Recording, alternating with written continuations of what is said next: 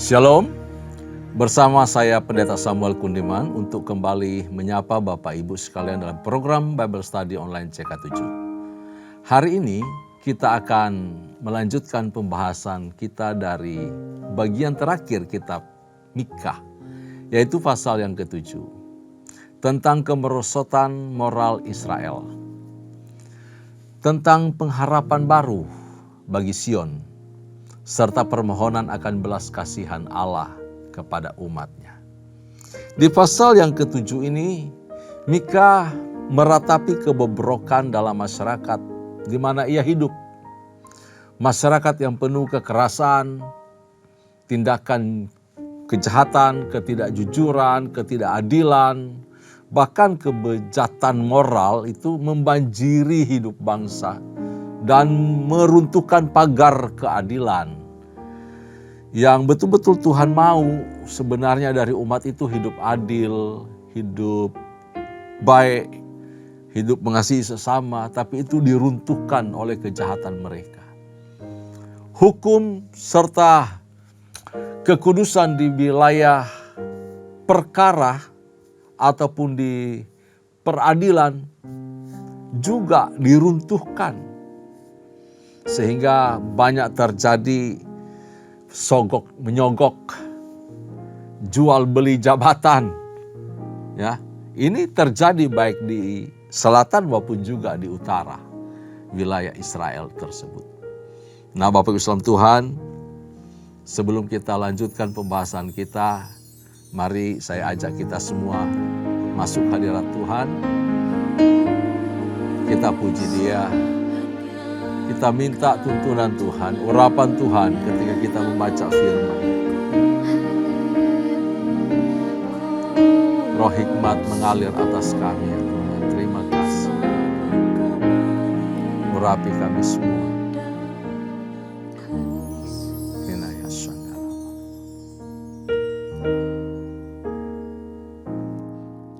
Bagaikan bejana siap dibentuk, demikian hidupku di tangan-Mu. Dengan urapan kuasa Roh-Mu, ku dibaharui selalu. Jadikanku alat dalam rumah-Mu, inilah hidupku di tangan-Mu. Bentuklah seturut kehendak-Mu, pakailah sesuai rencana-Mu.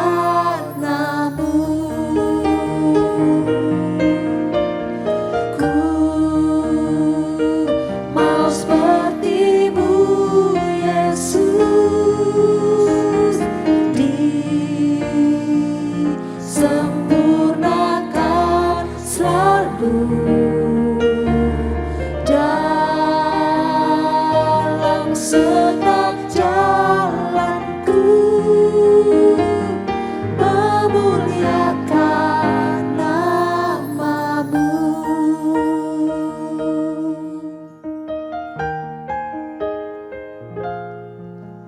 Bagaikan bejana siap dibentuk, demikian hidupku di tangan-Mu. Dengan urapan kuasa Roh-Mu, ku dibaharui selalu. Jadikanku alat dalam rumah-Mu,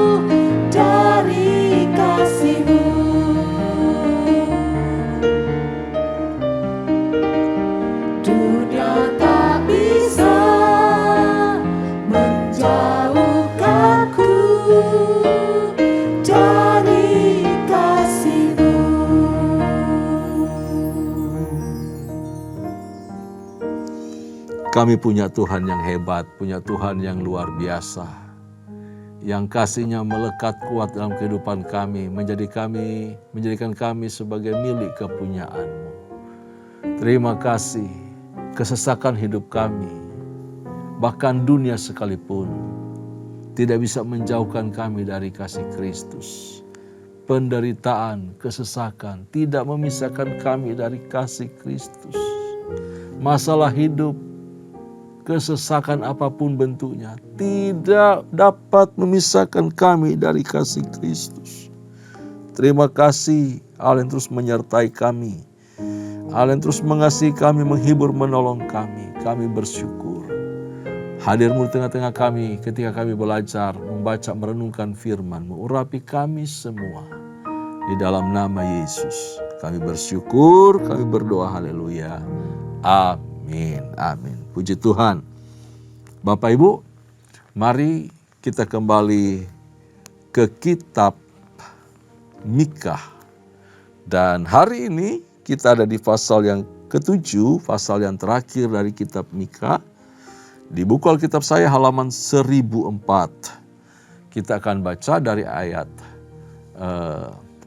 pertama ya, sampai ayat yang ke-6.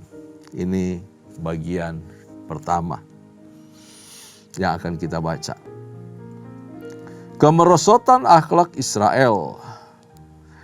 Celaka aku sebab keadaanku seperti pada pengumpulan buah-buahan musim kemarau.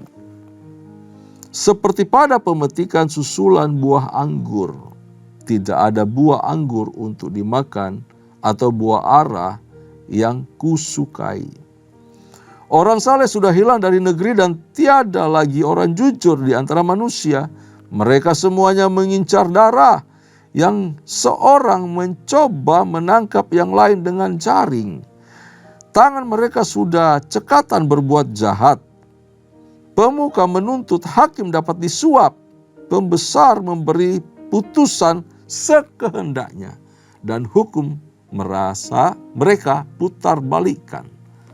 Orang yang terbaik di antara mereka adalah seperti tumbuhan duri. Yang paling jujur di antara mereka seperti pagar duri.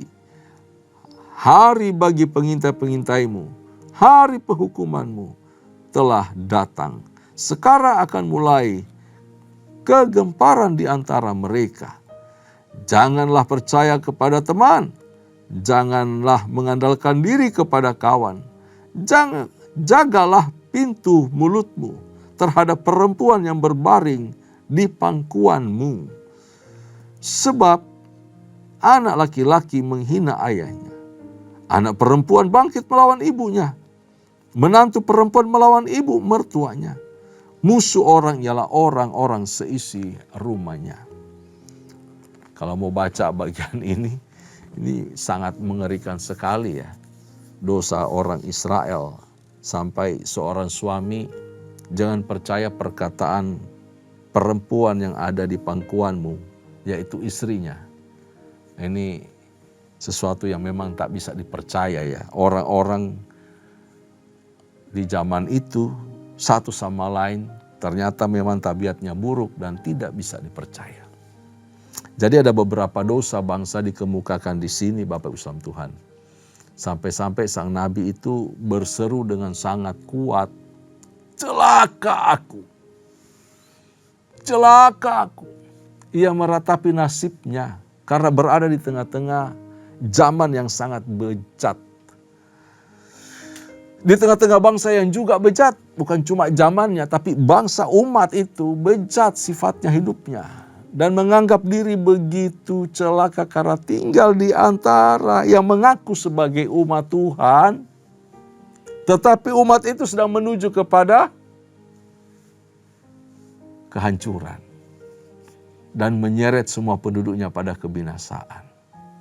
Nah ini kondisi sang nabi. Bahwa begitu sedikit orang benar yang didapati, yang ditemukan.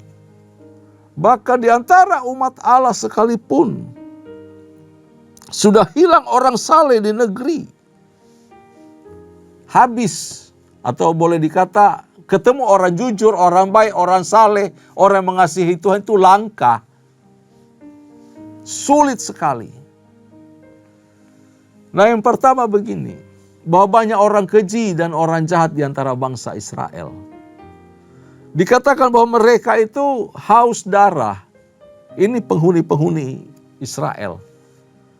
Kondisi umatnya seperti ini, haus darah seperti binatang buas, saling memangsa satu dengan yang lain. Aduh. Dan memang terjadi hukum rimba, sekalipun ada hukum tapi diputar balik.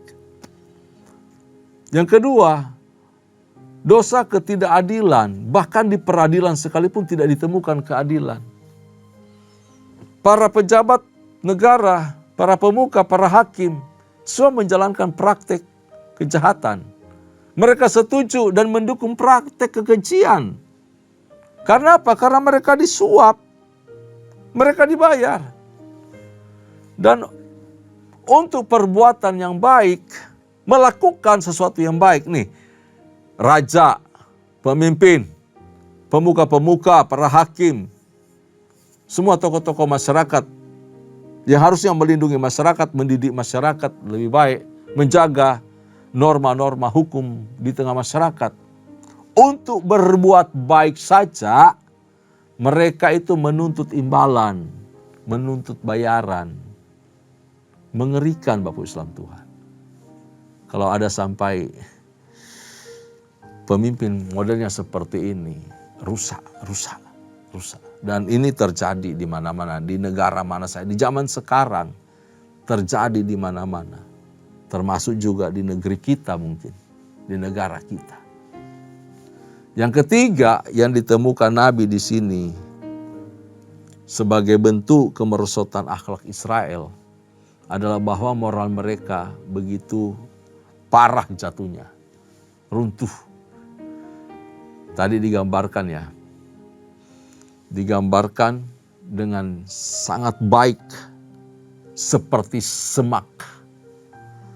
Coba, kehidupan orang-orang yang baik di tengah masyarakat itu yang disebutkan sebagai, oh itu orang baik loh, itu seperti semak.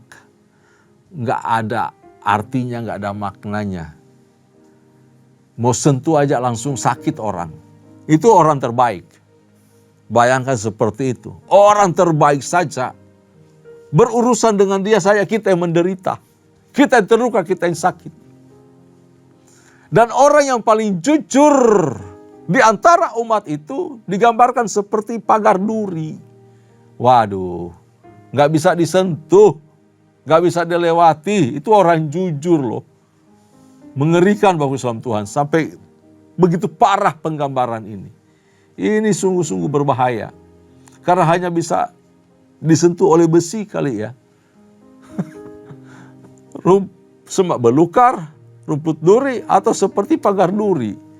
Ya, untuk menyentuh mereka ya pakai alat. Pakai besi, pakai kayu. Kenapa? Siapa yang mengusik mereka pasti akan terluka, menderita. Yang keempat, ini gambaran atau kondisi kemerosotan akhlaknya orang Israel. Dikatakan bahwa semua orang adalah pengkhianat. Tidak bisa dipercaya. Bahkan dalam rumah tangga, tadi dikatakan ya, suami tidak boleh percaya kepada istrinya. Sebab anak laki memberontak kepada ayahnya, anak perempuan juga begitu. Antara mertua dan anak mantu berantem. Wah, ini kerusakan di dalam rumah tangga. Dan ini akar masalah berangkat dari sana.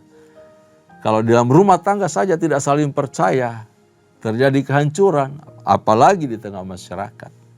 Sebab saya percaya bahwa keluarga adalah tiang dari bangsa. Bangsa yang kuat dimulai dari keluarga yang kuat. Begitu Bapak Islam Tuhan. Mereka kehilangan kasih. Di dalam keluarga kasih sudah hambar. Udah hilang rasanya. Sehingga tidak ada harapan bagi generasi berikutnya. Untuk kemudian iman itu bisa bertumbuh. Hal baik, hal benar, hal saleh itu kemudian hadir. Dan itu nggak memungkinkan. Kenapa? Karena nggak ada kasih, nggak ada cinta. Itu dimulai dari rumah tangga.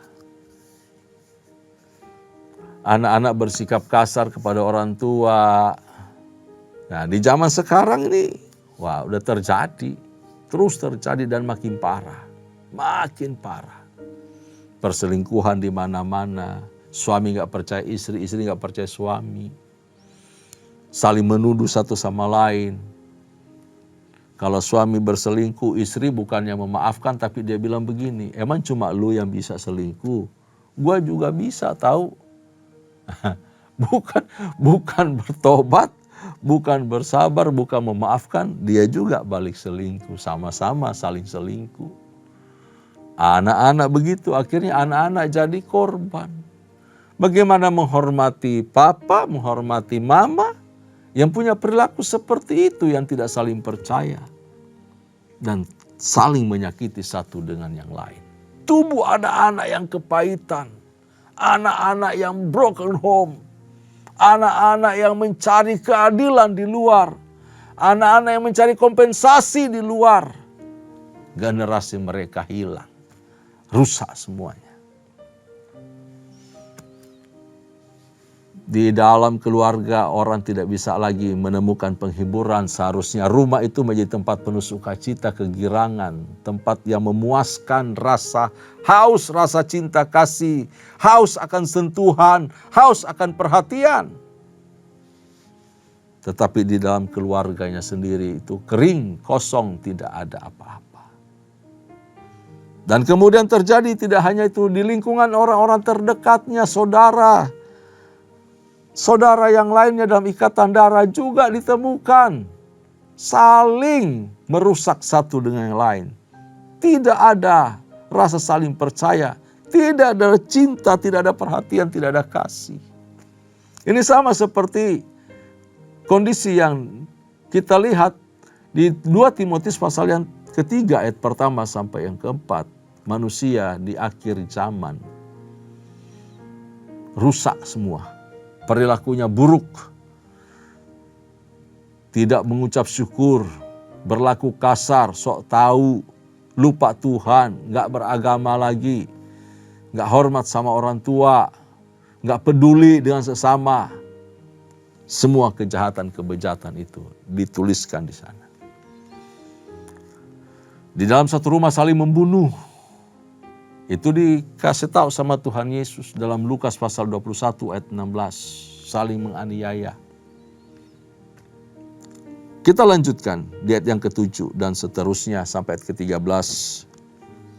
Pengharapan baru bagi Sion. Tetapi aku ini akan menunggu-nunggu Tuhan, akan mengharapkan Allah yang menyelamatkan aku. Allahku akan mendengarkan aku. Janganlah bersukacita atas aku, hai musuhku. Sekalipun aku jatuh, aku akan bangun pula. Sekalipun aku duduk dalam gelap, Tuhan akan menjadi terangku. Aku akan memikul kemarahan Tuhan, sebab aku telah berdosa kepadanya. Sampai ia memperjuangkan perkaraku dan memberi keadilan kepadaku. Membawa aku ke dalam terang sehingga aku mengalami keadilan. Musuhku akan melihatnya dan dengan malu ia akan menutupi mukanya. Dia yang berkata kepadaku, "Di mana Tuhan Allahmu?" Mataku akan memandangi dia. Sekarang ia diinjak-injak seperti lumpur di jalan. Akan datang suatu hari bahwa pagar tembokmu akan dibangun kembali. Pada hari itulah batasanmu akan diperluas. Pada hari itu orang akan menghadap engkau dari Asyur sampai Mesir, dari Mesir sampai sungai Efrat, dari laut ke laut, dari gunung ke gunung, tetapi bumi akan menjadi tandus oleh karena penduduknya sebagai akibat perbuatan mereka. Nah, Bapak Islam Tuhan, di sini ada satu pengharapan yang baru bagi Sion. Di bagian ini merupakan nubuat mengenai kesesakan umat Allah di pembuangan. Lalu kembalinya mereka, kembalinya umat itu ke Sion. Di sini sang nabi, yaitu Nabi Mika, memberikan kata-kata iman untuk memberi semangat kepada kelompok kecil, yaitu kaum sisa, remnan, yang tetap mengasihi Tuhan di tengah murka Allah atas umatnya. Masih ada segelintir orang yang tetap mau setia sama Tuhan. Bahwa masih ada harapan untuk pemulihan Israel. Setelah meratap karena kebobrokan akibat dosa dan penolakan mereka kepada Allah. Tetapi hal ini mendorong mereka untuk menanti-nantikan Allah. Melihat kondisi yang sulit, pada akhirnya mereka di tempat di mana mereka diasingkan, mereka dibuang, mereka menderita. Di sana mereka belajar merindukan Tuhan, menanti-nantikan Allah. Mereka merindukan bait Allah, mereka merindukan hadirat Tuhan. Sebab itu Tuhan memberi kekuatan untuk mereka, supaya mereka sanggup menanggung beban kuk kemarahan Tuhan. Ya, semua kan karena dosa mereka juga. Ternyata dengan cara seperti itu membuat bangsa itu sadar. Membuat bangsa itu akhirnya tahu kita orang berdosa, kita yang salah, kita yang menolak Tuhan. Kemarahan Tuhan kepada umat itu dan membawa mereka kepada pembuangan. Mereka harus kuat di sana, mereka harus belajar sabar. Mereka harus belajar tahu malu. Nah, sang nabi percaya bahwa Allah akan mendengarkan doa umatnya. Tuhan itu tidak akan membiarkan orang benar jatuh dan tergeletak begitu saja. Tuhan itu Tuhan yang peduli memperhatikan. Tuhan akan mengangkat orang percaya, orang benar. Sedikit dari mereka. Tetapi itu cukup disebut satu umat, satu bangsa. Yang kemudian mereka berbalik kepada Tuhan dan mencintai Tuhan. Tuhan memulihkan mereka. Tuhan memberi penghiburan dan kelegaan. Tuhan memperjuangkan perkara dan memberikan mereka keadilan di dalam hidup mereka. Di mana suatu saat mereka akan kembali, akan pulang ke kotanya. Tuhan akan membuat umatnya bersinar terang dalam kesuraman dan dalam keadaan yang sulit tersebut. Tuhan akan membuat mereka bisa menikmati janji-janji Tuhan dapat digenapi melalui kehidupan mereka. Bapak Islam Tuhan, dikatakan bahwa sekalipun musuh bergembira, bersorak-sorak dan menghina karena kehancuran bangsa akibat penghukuman yang Tuhan datangkan kepada mereka, sehingga mereka merasa seolah-olah Tuhan telah meninggalkan mereka, meninggalkan umatnya. Tetapi musuh akan dibungkam ketika menyaksikan, melihat orang Israel, umat Allah itu kembali dari pembuangan. Dan kembali membangun kota, membangun tembok, membangun satu masyarakat, satu umat yang baru. Umatnya Tuhan, umat yang layak bagi Allah. Semua musuh akan dibuat malu, terdiam, menyaksikan hal itu. Semua karena perbuatan tangan Tuhan yang ajaib dan perkasa. Tuhan mengenapi janjinya. Saudaraku dalam Kristus, pembebasan dan keselamatan dari Allah tidak pernah terjadi sebelum ada kekeringan rohani. Lawatan Tuhan, reformasi rohani selalu datang melawat suatu kaum, suatu bangsa, suatu daerah. Diawali dari ketandusan, kegersangan, kekeringan. Ketika muncul satu harapan dan itu dipupuk terus, maka lawatan Tuhan datang, hadir. Umat di negeri pembuangan mengalami kehausan rohani yang teramat sangat. Karena itu Tuhan mengingat, memperhatikan dan menyelamatkan mereka. Kalau kita mau, kita punya kerohanian, terjadi suatu kebangkitan yang luar biasa. Kita harus punya kehausan akan Tuhan, kegersangan rohani, rasa lapar, rasa rindu, rasa haus akan Tuhan. Kalau tidak dibarengi, tidak memunculkan, tidak diawali dengan kehausan akan Tuhan, maka tidak akan ada namanya kebangunan rohani dalam kehidupan kita. Seseorang yang selalu merasa puas, senang, cukup dengan ini, cukup dengan itu, tidak akan bisa menikmati berkat yang melimpah dari Tuhan. lawatan rohani yang dahsyat, kuasa Allah tidak akan dia lihat. Ketika Allah menebus mereka dari tanah pembuangan, menebus orang Israel dari tanah pembuangan, orang Yehuda dipulangkan ke Sion dan membangun kembali tembok yang runtuh. Allah memperluas wilayah mereka. Dan semua apa yang dirampas, barang-barang yang pernah dirampas dari bait Allah dikembalikan. Jadi, Bapak Ibu saudara Tuhan, Nabi Mika ini telah melihat dan kemudian menubuatkan peristiwa pembuangan dan kembalinya umat Allah dari pembuangan itu. Jauh sebelum peristiwa ini terjadi, peristiwa pembuangan terjadi, Nabi Mika sudah dikasih penglihatan akan peristiwa ini. Dari catatan nubuat ini kita lihat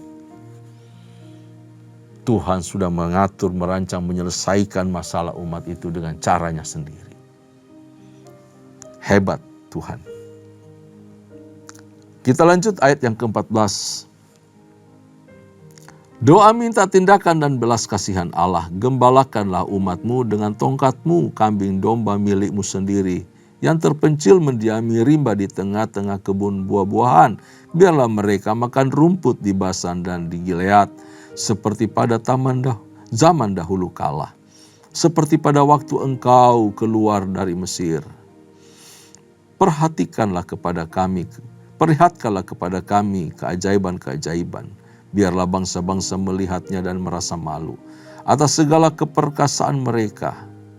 Biarlah mereka menutup mulutnya dengan tangan dan telinganya menjadi tuli. Biarlah mereka menjilat debu seperti ular, seperti binatang menjalar di bumi. Biarlah mereka keluar dengan gemetar dari kuburnya dan datang kepada Tuhan Allah kami dengan gentar, dengan takut kepadamu.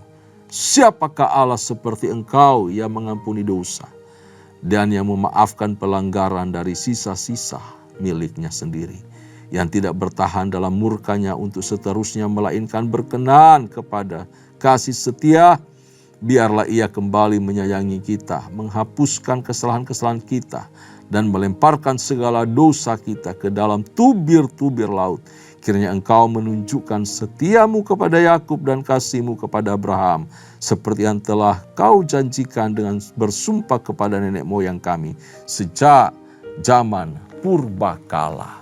Doa Mika minta tindakan dan belas kasihan Tuhan. Sang Nabi memohon agar Allah memperhatikan umatnya, menggembalakan kambing domba, kepunyaan Tuhan, gembalaan Tuhan, sehingga mereka bisa menikmati rumput terbaik di padang Israel. Ia berdoa agar Allah itu mau menggembalakan mereka kembali dengan tongkatnya, dengan tongkat yang bisa menghibur mereka, memelihara mereka dalam kawanan, dalam penawanan, dalam kelompok-kelompok yang ada di sana. Dan kemudian melindungi, membawa mereka kembali dari tempat penawanan itu untuk menikmati rumput di Basan dan di Gilead, tanah mereka sendiri. Melihat perbuatan Tuhan yang ajaib itu, kiranya bangsa-bangsa bisa terdiam. Musuh-musuh Israel itu tutup mulut, merasa malu.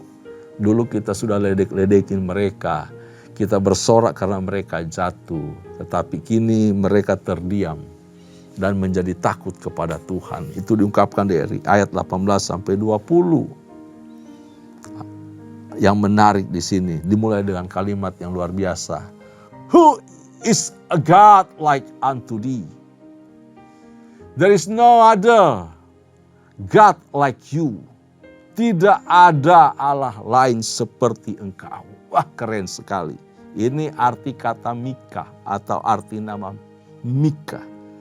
Mika, siapakah Allah seperti engkau? Allah yang mengampuni dosa, Allah yang memaafkan, Allah yang melupakan pelanggaran, Allah yang tidak menahan murka seterusnya, tidak penyimpan dendam, Allah yang berkenan pada kasih setia, Allah yang masih kembali mengasihi, mencintai. menghapus setiap kesalahan, melupakan yang sudah, membuang dosa dari hadapannya, tidak mengingat lagi pelanggaran umatnya. Tidak ada Allah seperti ini. Dan saya dan saudara adalah bukti hebatnya Allah kita. Betapa dia cinta, betapa dia kasih kepada kita. Setiap hari kita bisa melakukan pelanggaran. Setiap hari kemungkinan kita bisa melakukan kesalahan dan dosa. Tetapi dia tetap menerima kita. Setiap kali kita datang kepadanya mohon ampun, dia tidak pernah menolak kita. Dia menyembuhkan kita, dia memulihkan kita. Dia segarkan kita. Dia balut luka hati kita. Dia peluk kita erat. Engkau anakku, aku mengasihimu. Itu Allah yang hebat. Tidak ada Allah yang seperti dia. Bapak Salam Tuhan, aplikasi dari kebenaran ini dari pasal yang ke-7. Yang pertama, bahwa di tengah dosa yang semakin kuat dan merosotnya moral anak Tuhan, harus sungguh-sungguh berlindung pada anugerah Tuhan. Semakin bejatnya manusia, semakin merosotnya moral manusia, hancurnya perilaku manusia. Anak Tuhan harus lebih bersungguh-sungguh bersyafaat. Harus lebih sungguh-sungguh minta campur tangan Tuhan atas manusia, atas zaman ini, atas bangsa ini, atas apa yang semua terjadi. Kita harus lebih sungguh-sungguh meminta dan berlindung pada kemurahan hati Tuhan. Yang kedua, Allah memanggil kita untuk hidup tak bercelah di tengah angkatan yang bengkok hati ini. Tetaplah jaga hati kita. Tetaplah pelihara iman kita. Tetaplah berlaku setia kepada Tuhan di tengah-tengah orang yang tidak setia itu.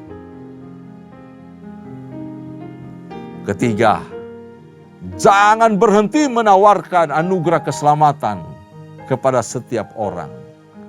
Ini zaman akhir. Roh Kudus telah diberikan kepada kita untuk diberikan kita kuasa untuk kita bisa mampu menyampaikan kabar baik, untuk menyampaikan, mewartakan kabar sukacita, keselamatan yang datang daripada Allah. Jangan gentar, jangan takut, Tuhan menyertai kita senantiasa.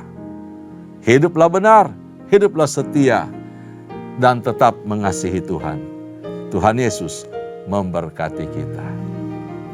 Amin. Tundukkan kepala, kita mengucap syukur.